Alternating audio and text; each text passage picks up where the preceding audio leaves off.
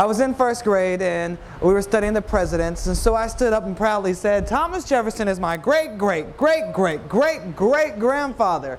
And the teacher said, sit down and stop telling lies. And of course the whole class laughed at me.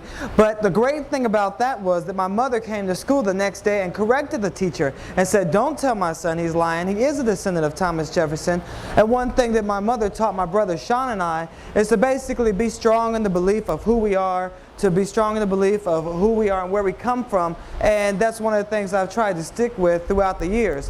Now, because so many people were always, laughing and giggling about us and the heritage and say, well, yeah, if you're related to Thomas Jefferson, I'm related to Abraham Lincoln. We got a lot of those. I don't see why they couldn't believe that I was a descendant. I don't know. I guess they were focusing on one thing way too much. But it became a little bit more apparent once it was on Oprah. Oprah's like the voice of God and say, it is true. And everyone believes it. So that's one of the things that happened for our family. We always knew, in my family, it was never a question for us. But for the general public, it started to become more okay to talk about after the Oprah show, after the DNA testing came out and everything. So I had an opportunity to go to the reunion, was the Monticello Association meeting that they were having in 1998. And once I had the opportunity, my uncle said, you got to come. I said, okay, I'll go. I was a college student, 19 years old.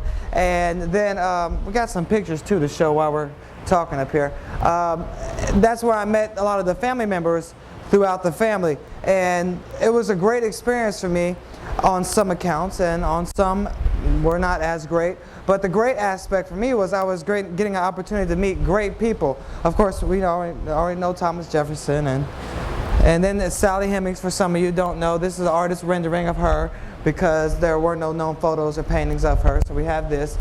But even with the family, we met so many great people that were doing great things. We met, let me see if we have any pictures up here. This is the Oprah show, we saw that. Oh, it's flipping and okay. There we go. So that's the Oprah show. A lot of my family went on that.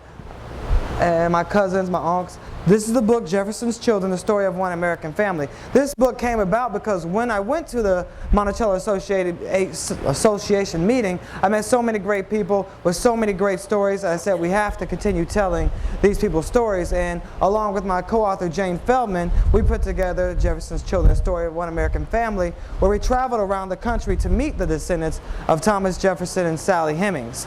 And when we did that, here's my family tree in case you're wondering how I'm related. You can see from the bottom up, Thomas Jefferson and Sally Hemings had Madison, Madison had Sarah, Sarah had Emma, Emma had Ella, Ella had Emily, Emily had Eddie, Eddie had Priscilla, that's my mom, and my mom had me. And that's how I'm related to Thomas Jefferson and Sally Hemings. But touring the country, finding out these other stories of these other people was a great opportunity. And I think that some of the people at the association meeting were still new to this idea, and they didn't really want to accept it yet. I went to shake one of my cousin's hand that was there, and she said, ooh, nasty, nasty, get away from me. And people say, how can that still be happening in 1998, that this would happen? And that was really one of my first experiences still as an adult experiencing that. And a lot of people say, well, you must have hated her. How could she? Did you cuss her out? The kids that we speak to are like, did you hit her? What'd you do? Like, no, because again, that hate wouldn't do anything but consume me. So instead of trying to sink to her level, I put on a smile and said, okay, well, it was nice meeting you, and walked away. And that's some of the things that we have been through, and a lot of people have gone through, not only in our family, but in a lot of families there's feuds, there's various things that happen, and I think that racism is just stupid because you could be hating somebody that's actually in your family. A lot of people, when they look at my mother, she's Martha's complexion, and she looks like Martha, and they're like, oh, well, where's your mom? And I'm like, no, she's right here. They're like, they can't fathom how one person in one complexion could look totally different from a person she had. And I guess a lot of people in the family, there was a lot of passing that went along. I don't know if people are familiar with passing, where some people passed.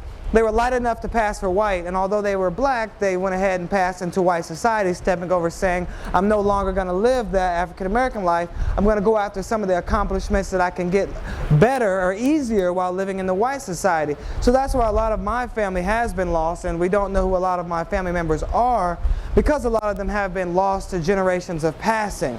But we still try to preserve the family that we do know today, and try to hold on to those memories, to those stories, to the history.